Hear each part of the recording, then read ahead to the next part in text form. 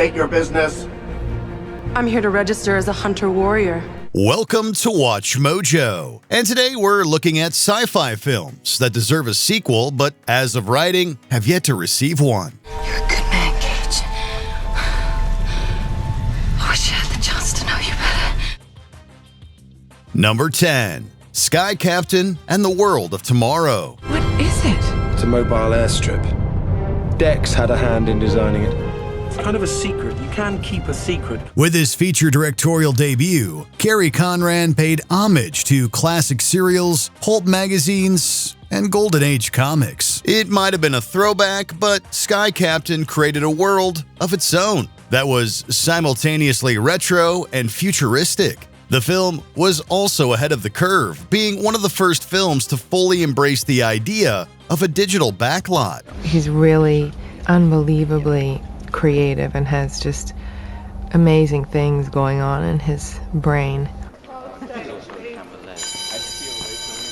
It's amazing now looking at the finished film to really appreciate and to see what they did. Nowadays, too many productions over-rely on chroma keying. Where most of those films try to achieve realism, Sky Captain took a stylistic approach. After a while, we forgot about the blue screen, escaping into this enchanting world with these immensely likable characters. I have been witness to a world consumed by hatred and bent on self-destruction. Watched as we have taken what was to be a paradise and failed in our responsibilities as its steward. I know now that the course the human race has set for itself cannot be changed. Although Conran hasn't directed another movie in over 20 years, we'd love for Sky Captain to get back into the cockpit. We sent that footage back to America immediately, so, within a couple weeks, we actually had Sky Captain's office composited in London. And when they saw that, they were blown away that they were acting in a blue room, and now they were in an office, which is pretty amazing. Number 9. District 9. For a project that started as a failed attempt to make a Halo movie, District 9 exceeded every expectation, even getting a Best Picture nomination. Always hold your badge up. Hello. Okay. This is Vickers van der Merwe from MNU, and we are here to serve you an eviction notice. You just put your skull over there. While the central themes might sound familiar, Neil Blomkamp's film took a unique approach with a mix of found footage, body horror, and sci-fi that continues to mirror reality. Some may argue the film's bleak yet hopeful ending was perfectly open-ended. Everybody wants to know what's going to happen next. There's no way of knowing whether or not Christopher Johnson will return. We don't know if he was simply escaping, whether he will effect a rescue plan, and as the so-called Free Press says, whether or not he'll come back and declare war on us. A sequel could leave certain elements ambiguous. We don't need to see the prawn's homeworld, for example. Given the current state of our world, though, we feel there's even more to say about segregation and xenophobia now. Blomkamp has been teasing the possibility of District 10 for years, but we're still waiting like Vikas. Yeah, I would love to do it. I know Neil would love to do it. I think it's just going to come down to a timing thing as to when that's actually possible, based on when Neil is ready to come back to that world. Number 8. The Adventures of Buckaroo Bonsai, Across the Eighth Dimension. If that title didn't clue you in, Buckaroo Bonsai is a wild experience.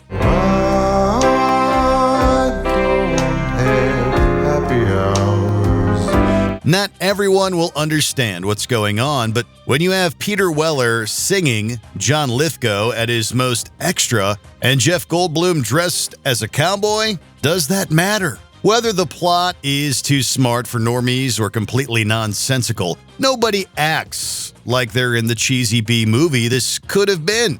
I'm not worth it, Buckaroo. Forget about me. They'll never break me. Penny, get off the phone. Dr. Mazzardo, really, what does she know about her thruster? She's not a scientist. Then, shall we say, a penny for your thoughts? They're fully committed, especially Weller as the titular medical expert / rock star / action hero. Although too out there to ever be profitable at the box office, Buckaroo Bonsai had cult classic written all over it. As far as sequels go, E.M. Rausch's book is probably the closest we'll ever get to Buckaroo Bonsai against the World Crime League. I read this and said, I want nothing to do with this. I don't understand this at all. This is insane. And these guys begged to meet with me. You just knew this was going to be, I want to work with these people. And they have something really special in mind. Number 7. Galaxy Quest. Who says a parody/homage can't outshine the genuine artifact? You may be surprised to learn how many fans not only consider Galaxy Quest to be a Star Trek movie, but one of their favorites. You guys want to go home? Say the word, we'll go home. Pay our bills, feed our fish, fall asleep in front of the TV, and miss out on all of this. Come on, you guys want to do that? Anybody? Gwen, come on, think about it. Look at where we are. We're in space. Alexander, this is the role of a lifetime. Seeing how there have been several Star Trek movies and shows since 1999, there's plenty of new material for Galaxy Quest 2 to satirize while expanding on its own lore. Over the years, people have tried to get a sequel or streaming series off the ground. Each attempt has faced hurdles, including Alan Rickman's death. I have studied your missions extensively. Though I am Thermian, I have lived my life by your philosophy, by the code of the Maktar.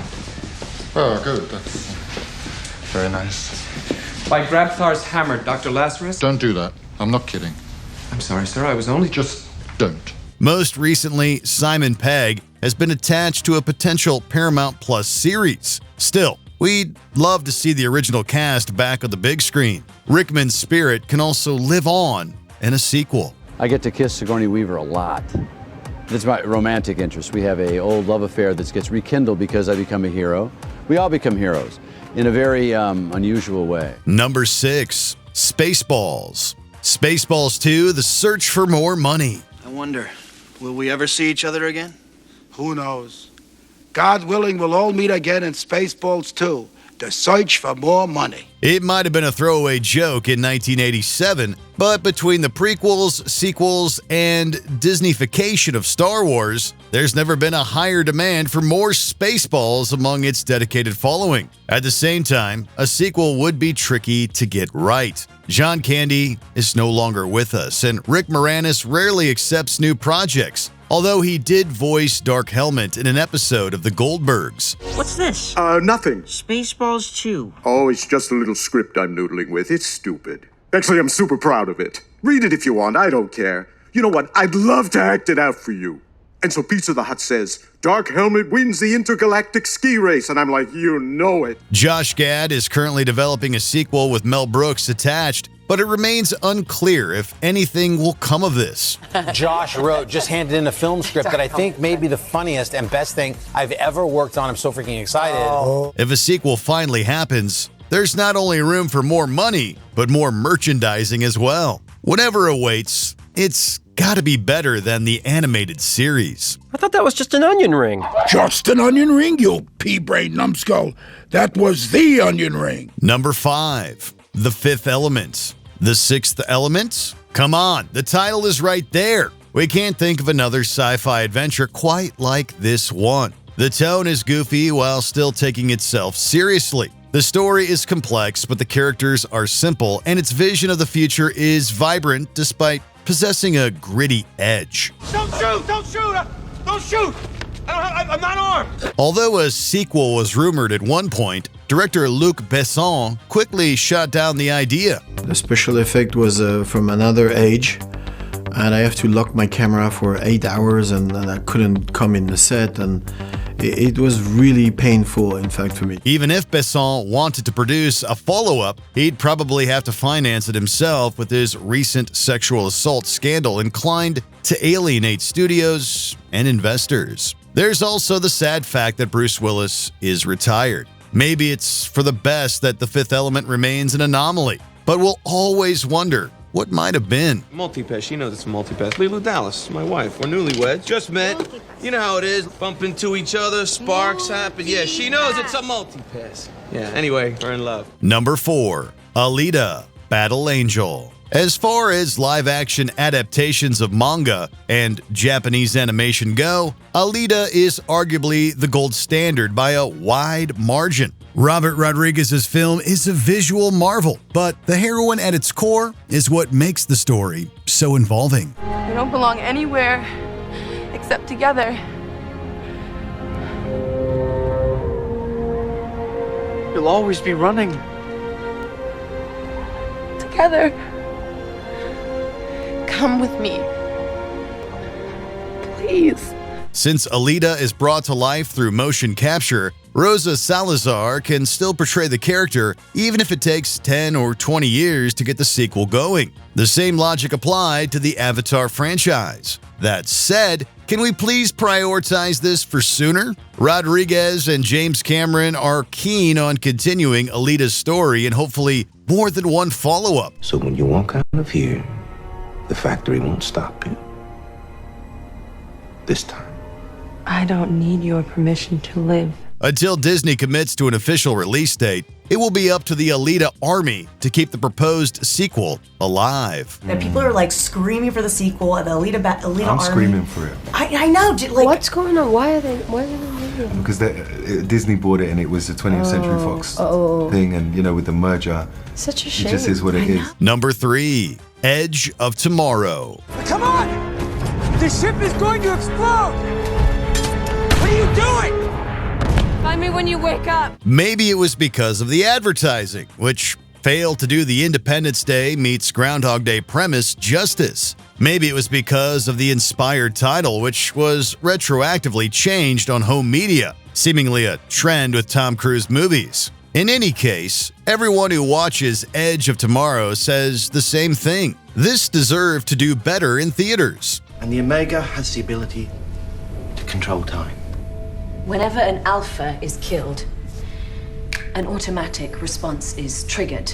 The Omega starts the day over again. But you see, this time, it can remember what's going to happen just like you do. That's not to say it bombed. Thanks to positive word of mouth, Doug Liman's film had legs, but not to the point Warner Brothers mandated a sequel. The cast and crew have repeatedly teased a follow-up, as well as a TV spin-off. I think if we're going to do one, we would have to reimagine what the sequel would look like, And now Tom's in business with Warner Brothers. It feels like there's more. Feels like it could be good. Alas, for more than a decade now, it's felt like we've been living in a time loop, with little progress being made.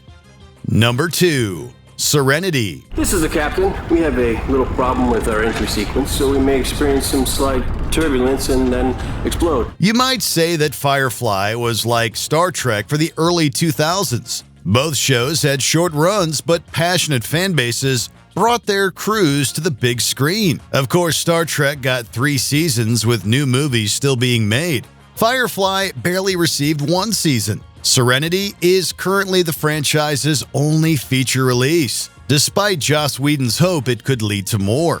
Love keeps her in the air when she ought to fall down. Tells you she's hurting before she keens. Makes her home. Although this universe has been expanded upon through books and comics, the stars simply never aligned for a Serenity sequel or TV continuation. Given the current state of Whedon's career and reputation, we don't see that changing anytime soon. With more browncoats rising up every year, though, a theatrical Firefly movie seems more marketable now than it would have been in 2005. And has he ever hinted about doing one of these projects again? Nathan! I mean, how do you feel about... We talk, we joke, we fantasize. If I say anything too solid, it'll go crazy. I mean, I hate being responsible for that crap. Before we unveil our top pick, here are a few honorable mentions. Dark City, a cinematic locale that warrants further exploration. You'll allow yourself to surrender, Mr. Murdoch, or it'll result in this one's death, yes? What do I care? The Rocketeer. The return of the Rocketeer must take flight. You treat her nice, Clifford. She's gonna take us all the way to the Nationals. Let's make some history. Upgrade. Be it a sequel or TV series, just give us more STEM. Please don't get up. Please don't get up. Please. Stay down, man. Just... Sam, he's got a knife! Sam! I can see that. We have an Earth too. Time crimes. While the movie comes full circle, the premise could work as an anthology. Necesito ayuda. Un hombre me está siguiendo, me quiere matar. Yo he saltado la valla y he entrado. ¿Cómo ha dicho que ha saltado la valla? Pero vamos a ver, ¿qué le ha pasado? Me ha herido en el brazo, joder, y he venido corriendo hasta aquí y sí, he visto la puerta cerrada, pero... ¿Qué es eso? The Last Starfighter. Must the first one also be the last? Time to leave, Alex. Alex? I have to, Ma. They need me up there. Oh, Alex. I always knew you'd leave someday, but I never expected this. Before we continue, be sure to subscribe to our channel and ring the bell to get notified about our latest videos. You have the option to be notified for occasional videos or all of them. If you're on your phone, make sure you go into your settings and switch on notifications. Number 1. Dredd. Following the disappointing Sylvester Stallone picture, Dredd committed to a more faithful version of the comic book character. Not only was it given a hard R rating, but Carl Urban wore the helmet for the film's entirety. Think about how rare that is for a mainstream movie with a bankable star. Your pursuit resolved. Affirmative.